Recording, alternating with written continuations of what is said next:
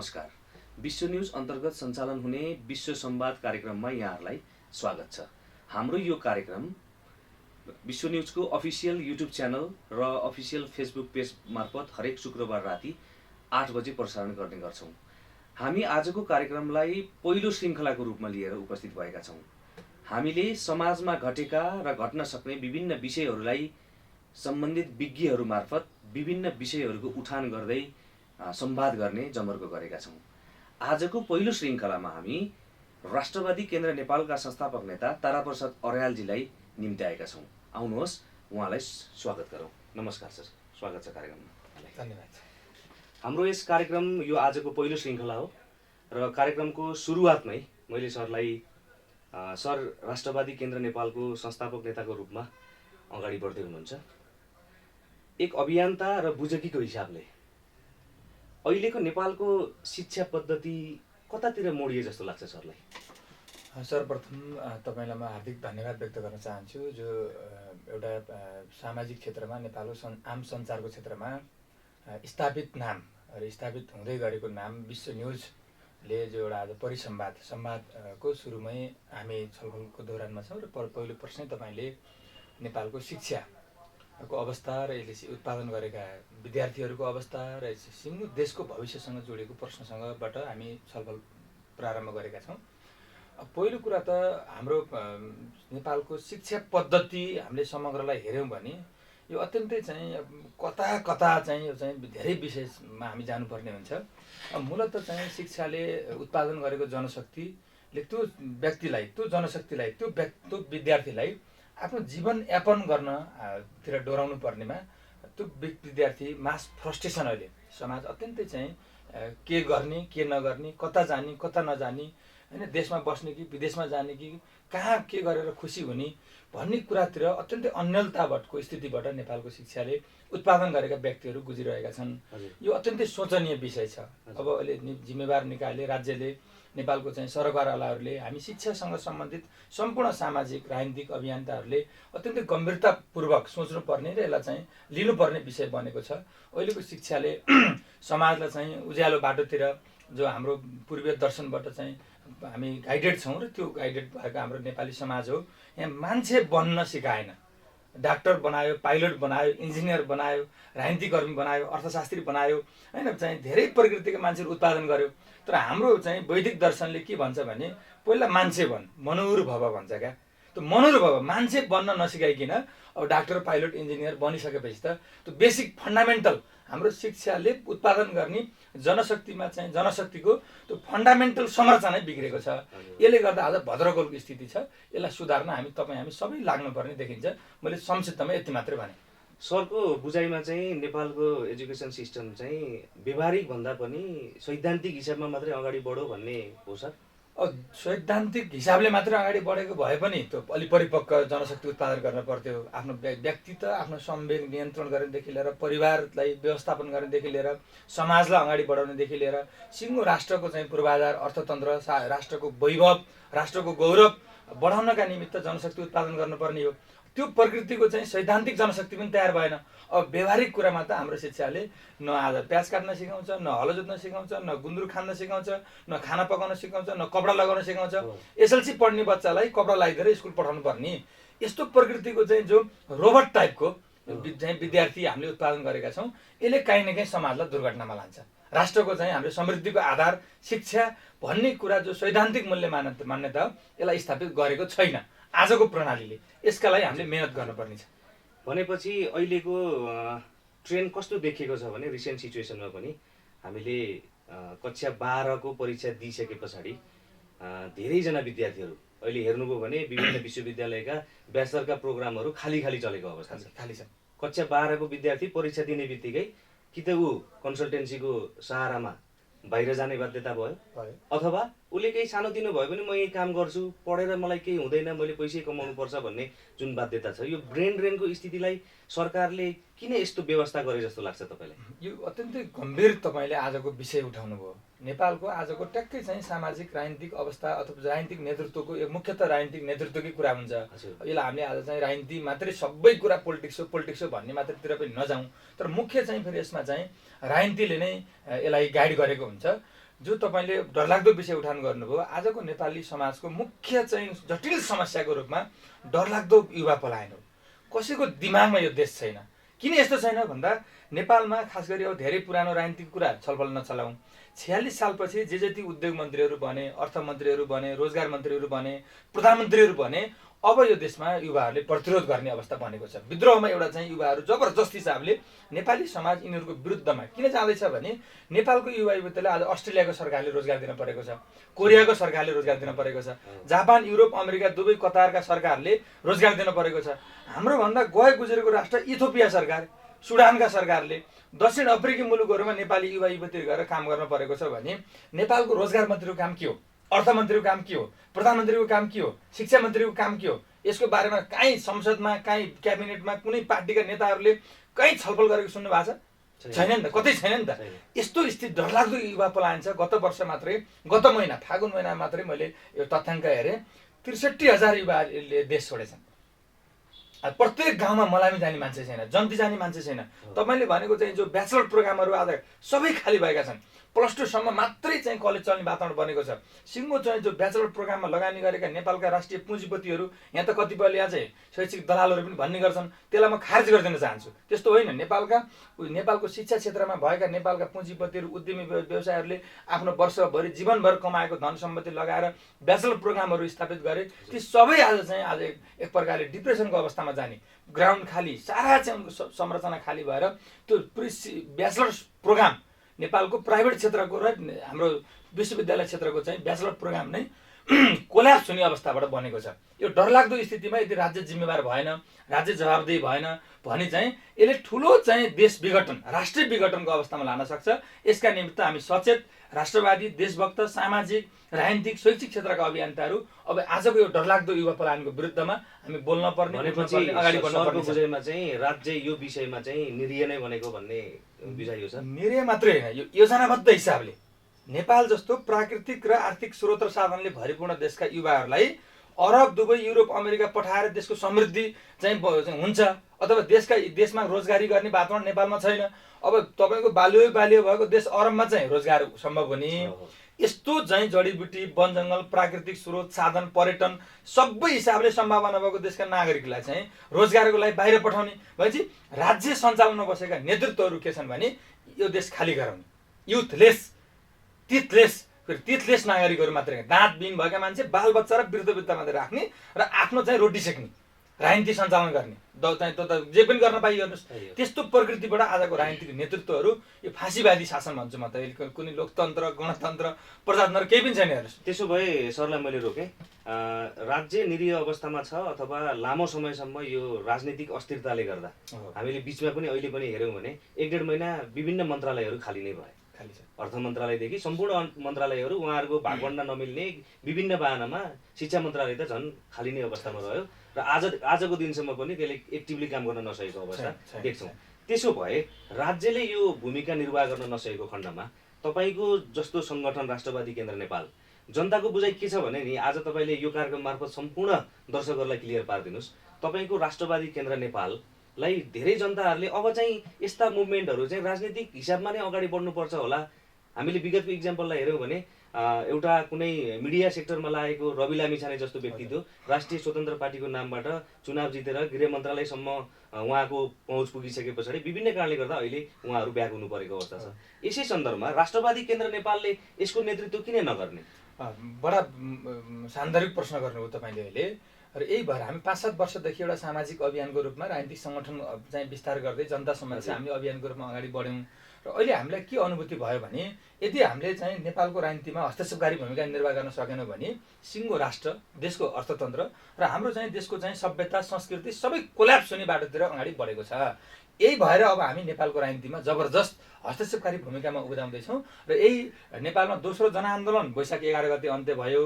त्यो वैशाख 11 गतेदेखि हामीले चाहिँ नेपालमा भद्र अवज्ञा आन्दोलन, अब शान्तिपूर्ण भद्रभागी आन्दोलनको चाहिँ मार्फत नेपालको राजनीतिमा कि त यो हाम्रो अहिलेका समस्याहरूलाई राज्यले चाहिँ सल्टाउनु पर्यो, डरलाग्दो युवा पलायन, अर्थतन्त्रमा आएको वित्तीय आतङ्कले गर्दा सारा उद्यमी व्यवसायहरू चाहिँ छटपट्टि, रातमा चैन छैन, खाना छैन, निद्रा छैन, भोक छैन, एउटा मान्छे भएर बाँच्न पाएको छैन। यो स्थितिबाट गुज्रिरहेको चाहिँ राष्ट्रिय सङ्कटबाट गुज्रेको छ, अन्तर्राष्ट्रिय सन्तुलन बिग्रेको छ, समाज चाहिँ मास फ्रस्ट्रेसनमा अगाडि बढेको छ। यो स्थितिलाई राज्यले नियन्त्रण गरेन भने त अब नागरिकहरू, राष्ट्रवादीहरू, देशभक्तहरू सङ्गठित भएर यसको प्रतिरोध गर्ने र अब चाहिँ यसको नेतृत्व अगुवाई गर्न पर्ने जो बाध्यता स्वरूप राष्ट्रवादी केन्द्र नेपालले शान्तिपूर्ण भद्रभागी आन्दोलन उपत्यकाबाट सुरु गर्दैछ र यसलाई हामीले देशव्यापी रूपमा चाहिँ जनताको जागरणको लागि र अहिलेको चाहिँ यो चाहिँ फाँसीवादी सरकार, यो देश राष्ट्रद्रोही सरकार, यी चाहिँ देशलाई चाहिँ यो स्थितिमा पुर्याउने, मगन्त स्थितिमा पुर्याउने, असफलताको पराधीन स्थितिमा पुर्याउने शासकहरूका विरुद्धमा अब राष्ट्रिय स्वाधीनताको आन्दोलन हामीले वैशाख 11 गतेदेखि औपचारिक हिसाबले सुरु गर्दैछौँ। भनेपछि नेपाली जनताले फेरि एकपटक यो भर्खर कोभिडको मारबाट अलिकति उठ्दै गरेको यो समाजलाई तपाईँहरूको आन्दोलनले फेरि यो टुटफुटकै आन्दोलन हो या अलिक फरक किसिमको आन्दोलन? अब सही कुरा ल्याउनु भयो। नेपाली अर्थतन्त्रले महाभूकम्पको सामना गर्यो, नाकाबन्दीको सामना गर्यो, लामो अवधिको लकडाउनको सामना गर्यो। कुनै पनि व्यवसायले प्रत्येक महिना चाहिँ ओडामा कर तिरेका छन्, राजस्व कार्यालयमा कर तिरेका छन्, चौमासिक कर तिरेका छन्, रिन्यू कर तिरेका छन्, कम्पनी दर्ता कर तिरेका छन्। सिङ्गो देशको इकोनोमी त उद्यमी व्यवसायले चल्ने होला नि त। आज त्यो उद्यमी व्यवसायीहरूलाई चाहे शिक्षा क्षेत्रका, चाहे यातायात क्षेत्रका, चाहे पर्यटन क्षेत्रका, चाहे व्यवसायिक क्षेत्रका साना ठुला मजाला उद्योगी व्यवसायीहरूको हालत के छ आज? नाकाबन्दी, कोभिड र चाहिँ अहिलेको चाहिँ वित्तीय आतङ्कले गर्दा यस्तो डरलाग्दो भयावह स्थिति बनेको छ भने अब निवृत्त तपाईँलाई मैले चाहिँ भनिहालेँ, यो हामीले बन्द गर्न खोजेको होइन, हामीले हडताल गर्न खोजेको होइन। आम उद्योगी व्यवसायले आज चाहिँ प्रतिरोध गर्न, भद्र अवज्ञामा आउन, आफ्नो सटर आफै बन्द गरेर, आफ्नो गाडीको चाबी आफै चाहिँ सरकारलाई बुझाएर अथवा सडकमै ल्याएर तिर्साएर यस्तो प्रकृतिको आम जनता, आम व्यवसायी, आम उद्यमी सहभागी भएरै यो भद्र अवज्ञा आन्दोलन, आम हडताल हाम्रो सुरु हुँदैछ। यसले अर्थतन्त्रलाई क्षति भन्दा भने राज्यले जो मौद्रिक नीति मार्फत अहिलेको आर्थिक सङ्कटलाई, अहिलेको वित्तीय सङ्कटलाई समाधान गरेन भने यसले तेस्रो जनआन्दोलनको रूप लिन्छ।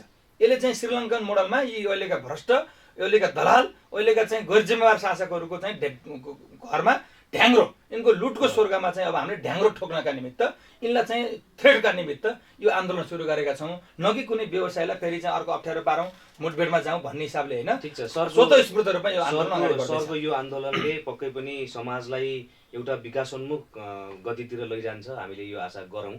र मैले अलिकति कुरा जोड्न चाहेको कस्तो भने अस्ट्रेलिया, क्यानाडा, जापान जस्ता देशहरूले उनीहरूको अर्थतन्त्रको मेजर रिसोर्सेस भनेर इन्टरनेसनल स्टुडेन्ट जुन राखे, मैले शिक्षाको कुरा सरलाई जोड्दै थिएँ, डाटामा आउँछ 62 अर्ब 63 अर्ब डाटा के अरे पैसा बाहिरिएको छ, विद्यार्थीले लिएर गए। प्रत्येक महिना हामीले डाटा हेऱ्यौँ भने पनि शिक्षा मन्त्रालयबाट नो अब्जेक्सन लेटर लिने विद्यार्थीको सङ्ख्या प्रत्येक महिना दोब्बर हुँदै गएको छ। यो अवस्था त कारुणिक छ नि त, अत्यन्तै डरलाग्दो छ। अब मेरो बुझाइ चाहिँ कहाँ भने सरले यो तपाईँहरूको भद्र अवज्ञा आन्दोलन मार्फत जुन किसिमको दबाव सिर्जना गर्दै हुनुहुन्छ, यो क्षेत्रहरूमा पनि तपाईँहरूको दबाव उत्तिकै कायम रहन्छ वा अर्थतन्त्रलाई मात्रै फोकस गर्दै हुनुहुन्छ? मुख्य कुरा अर्थतन्त्रको मेरुदण्ड भनेको त युवा जनशक्ति हो नि त। देशका प्राकृतिक हामीले विकास भने साधारण कक्षा 10 को पहिलो दोस्रो इकाइमा सामाजिकमा छ। तपाईँ एउटा सामाजिक हामी पढाएर आएका छौँ, एउटा शिक्षा क्षेत्रमा लाग्नु भएको छ। म पनि शिक्षा क्षेत्रमा योगदान गरेर पढाएर हुर्केर आएको मान्छे। यहाँ त हामीले देशको अर्थतन्त्र भनेकै त प्राकृतिक स्रोत र साधनमाथि युवा जनशक्तिको पहुँच हो, अथवा देशका प्राकृतिक स्रोत र साधनलाई युवा जनशक्तिले सदुपयोग गरेपछि मात्रै विकास हुन्छ। आज विकास गर्नुपर्ने युवाहरूलाई चाहिँ कहाँ पठाइयो भनेपछि प्राकृतिक स्रोत र साधनलाई बेबारिसे राखियो।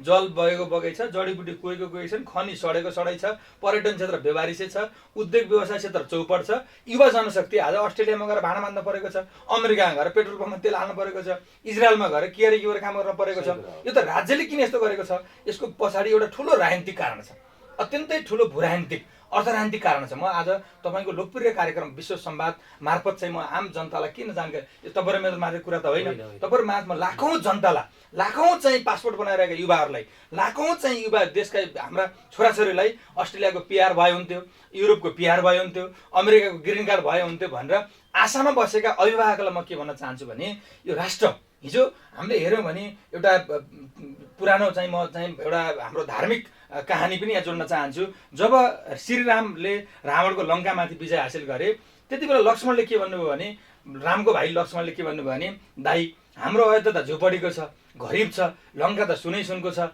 अब राज्य यतै गरौँ न, यतै यहीँको राजा हजुर बक्सियो, यहीँको राजा गरौँ, अयोध्यालाई यतै मिसाउँ भन्दा श्रीरामले जवाब दिनुभयो, जननी जन्मभूमिश्च स्वर्गादपि गरिएसी। मलाई मेरो अयोध्या प्यारो छ, मेरो माटो प्यारो छ भन्नुभयो। आज म आम अभिभावकलाई, आम युवाहरूलाई म के भन्न चाहन्छु भने, एउटा हाम्रो चाहिँ उसले गजल गाउनु भएको थियो, नजाऊ विदेश नेपाली दाजुभाइ, जन्मभूमि सम्झेर रुनलाई। आज अमेरिका युरोप भएका हाम्रो धेरै साथीहरू छन्। तपाईँ हामी विश्वविद्यालय पढेर आयौँ, मेरो धेरै साथीहरू अमेरिका हुनुहुन्छ, युरोप हुनुहुन्छ, अस्ट्रेलिया हुनुहुन्छ, उहाँहरू कोही खुसी हुनुहुन्न। कहिले नेपालले देशभित्र फर्किने वातावरण बनाउला भनेर उता बस्नु भएको छ। फेरि यताको युवा शक्ति चाहिँ कहिले चाहिँ विदेश जान पाइएला, पिआर पाइएला, भिसा लाग्ला भनेर बसेको छ। यो विकराल स्थितिलाई राज्यले यदि सम्बोधन गरेन भने यो अर्थतन्त्र हाम्रो टाट पल्टिने छ, मुलुक चाहिँ युवाविहीन हुनेछ, जनशक्तिविहीन हुनेछ र देशलाई चाहिँ विदेशीले सजिलै गुलाम बनाउनेछ। सजिलै गुलाम बनाउने स्थितिमा बन्ने भएको हुनाले यसको विरुद्धमा यो प्रतिरोध आन्दोलन हो। युवा बेच्ने व्यवस्थाका विरुद्धमा, जनशक्ति बेच्ने व्यवस्थाका विरुद्धमा, राष्ट्र चाहिँ कर्णधार बेच्ने व्यवस्थाका विरुद्धमा यो वैशाख 11 गतेको आन्दोलन केन्द्रित हुनेछ। मान्छे बेच्ने व्यवस्थाको विरुद्धमै आन्दोलन हो। मुख्य नारै हाम्रो यही हो। भनेपछि यो सँगसँगै सरले पनि जोड्नुभयो, शिक्षा सँगसँगै यो एक आपसमा परिपूरक जस्तो भएर आउँछ शिक्षा र अर्थतन्त्र। अत्यन्तै नेपालको अर्थतन्त्र अहिलेको हिसाबमा सुनिन्छ कस्तो सुनिन्छ भने, ब्याङ्कहरूले लिलामीको सूचना अहिले धेरैजसो पत्रिकाहरूमा सबै पेजहरू लिलामीको सूचनाले भरिएका छन्। हामीले न्यु रोडतिरका सटरहरू हेऱ्यौँ, विभिन्न मलका सटरहरू हेऱ्यौँ भने सबै सटरहरू खाली छ, व्यवसायीहरूको भागाभागको स्थिति छ। र समाजमा पनि कतिसम्मको अवस्था भइसक्यो भने सरसापटमा चल्ने समाज अहिले ऐँचो पैँचोमा चल्ने हाम्रो समाज यो ऐँचो पैँचोको कारणले गर्दा मिटर ब्याज जस्ता आतंक र समाजमा यो ऐँचो पैँचोको कारणले गर्दा झैझगडा मुद्दा मामिलामा अहिले समाज अग्रसर छ। र यो कुरालाई रोक्न सरले अघि भन्नुभयो जुन किसिमको जुन भद्र आन्दोलन छ, यो आन्दोलन कस्तो प्रकृतिको हुन्छ, तपाईँहरूले नेपालभरि नै यो आन्दोलन गर्दै हुनुहुन्छ, कुन सेक्टर केन्द्रित हुन्छ? तपाईँले अघि जोडिसक्नु भएको छ अर्थतन्त्रलाई विशेष गरी जुन तरिकाले देशलाई चलाउने निकायहरू चाहिँ नि राजनीतिक नेतृत्वको जुन अभाव देखिएको छ, जुन सङ्कट भएको छ, त्यो सङ्कटलाई पुरा गर्ने अभिप्रायले तपाईँहरू आउँदै हुनुहुन्छ। यसको अलिकति हाम्रो आम दर्शकलाई यो विषयमा चाहिँ अलिकति बुझाइदिनु पर्यो। तपाईँको यो कार्यक्रम मार्फत आम दर्शकहरूलाई के भन्न चाहन्छु भने, आम उद्यमी व्यवसायलाई के भन्न चाहन्छु भने, आज हामीले धेरै उद्यमी व्यवसायहरू देखेका छौँ अत्यन्तै फ्रस्ट्रेसनको अवस्थामा, अत्यन्तै डिप्रेसनको अवस्थामा, के गर्ने कता जाने खुसी हराएको छ, रातिमा निद्रा हराएको छ, परिवारसँग सँगै बसेर खाना पाएका छैनन्। एउटा प्रविधिले जबरजस्त विश्व चाहिँ प्रविधिले दिएको मोबाइल प्रयोग गर्न अफ गरेर बस्नु परेको छ, 3-4वटा नम्बर चलाउनु परेको छ, फरार सूचीमा हुनु परेको छ, ब्याङ्कको चाहिँ चेक बाउन्सको मुद्दामा चाहिँ उहाँहरू चाहिँ पक्राउ पूर्जी जारी भएको छ। आज नेपालका उद्योगिक व्यवसायको यो स्थिति छ। न्यु रोडका तपाईँले व्यापारिक केन्द्र न्यु रोडको कुरा गर्नुहुन्छ भने त्यहाँ अधिकांश सटरवालाहरूले धेरै महिनादेखि आफ्नो घरबेटीको भाडासम्म तिर्न सकेका छैनन्। उहाँहरू अब त्यो धीरे धीरे अन्तिम त्यो निम्न लागेको दियो जस्तो बनिरहनु भएको छ। तपाईँ ब्याङ्क तथा सहकारी क्षेत्रको कुरा गर्नुहुन्छ भने सहकारी क्षेत्रको ऋण उठेको छैन, बचतकर्ता फेरि लाइन लागेर सहकारी क्षेत्रमा गएका छन्, सहकारी क्षेत्र सिद्धिएको छ। यातायात क्षेत्रको त्यस्तै स्थिति छ। शिक्षा क्षेत्रमा पनि आफ्नो घर जग्गा हुने त शिक्षाप्रेमी शिक्षासेवी हाम्रो सञ्चालक साथीहरू त अझै केही वर्ष टिक्नु होला। जसले अर्काको घर भाडामा बहालमा बसेर चाहिँ शिक्षा व्यवसाय पेसा सञ्चालन गर्नुभएको छ उहाँहरूको पनि बुरी हालत छ। स्टाफहरूलाई धेरै स्कुलहरूमा तपाईँ डेटा निकाल्नुभयो भने यो अत्यन्तै बाहिर आएको छैन क्या, बाहिर चाहिँ ल्याइएको छैन। जबरजस्त चाहिँ मध्यम वर्गको मान्छे आफ्नो फेस भ्यालु के समाजमा चाहिँ आफ्नो चाहिँ अस्तित्वको लागि कार चढ्ने, घोडा चढ्ने, टाई लाउने, अनि चाहिँ समाजमा आफ्नो दुःख नदेखाउने के ऊ चाहिँ पर्फ्युम लाएर हिँड्ने, दुःख नदेखाउने भएर चाहिँ शिक्षा क्षेत्रको डाटा बाहिर आएको छैन। अधिकांश विद्यालयहरू शिक्षक संस्थाहरू पनि टाट पल्टिने स्थितिमा छन्। यस्तो स्थितिमा आजको सरकारले के गरेको छ, आजको चाहिँ अर्थमन्त्री के छ, आजको रोजगार मन्त्री के गरेको छ, प्रधानमन्त्रीको काम के छ भने ल केपी ओलीजी तपाईँले मलाई ब्याज तिर्नुभयो, अब फेरि अर्को वर्ष मलाई प्रधानमन्त्री चाहिन्छ। आजको प्रधानमन्त्रीले गर्ने भाषा।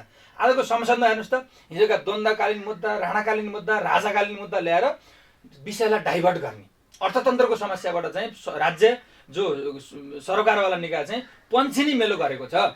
यसको लागि उद्यमी व्यवसायलाई म के आह्वान गर्न चाहन्छु भने हामीले भद्र अवज्ञा शान्तिपूर्ण आम हडताल घोषणा गरेका छौँ। सम्पूर्ण उद्योगिक व्यवसायहरू आफ्नो सटर बन्द गरेर, आफ्नो गाडी बन्द गरेर, विद्यालय बन्द गरेर यो वित्तीय आतङ्क, यो आर्थिक सङ्कटलाई राज्यले विकास बजेट कटौती गरेर भए पनि फेरि हाम्रो फेरि अर्को तर्क कहाँ आइरहेको छ भने यस्तो सङ्कट छ, पैसा छैन, कसरी चाहिँ हल गर्ने त, उद्योगिक व्यवसायलाई के राहत दिन सक्छ र सरकारले, तपाईँहरूले सरकारसँग राखेको माग त पुरा हुन्न भन्ने धेरैको भनाइ छ क्या।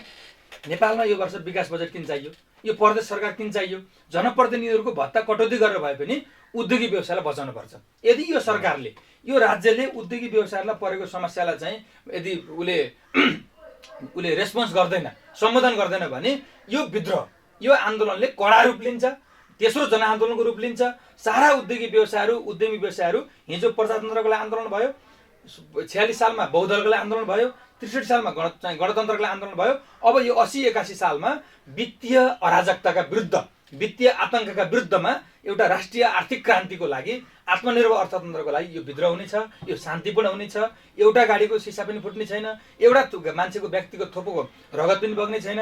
कुनै सटरमा राष्ट्रवादी केन्द्रका अभियन्ताले बन्द गर्नुहोस् भनेर हामीले जबरजस्ती तान्ने छैनौँ। स्वतः स्फूर्त रूपमा चाहिँ हाम्रो यातायात क्षेत्र, सबै क्षेत्रले चाहिँ यो आन्दोलनमा सहभागिता जनाउनेछ। यो शान्तिपूर्ण भद्र तरिकाले आन्दोलन अगाडि बढ्नेछ। ओके, दबावपूर्ण कार्यक्रम को लागि तपाईहरुले अग्रसर हुनुहुन्छ? दबाव मात्रै हैन, यो प्रतिरोध हुनेछ। प्रतिरोध हुनेछ।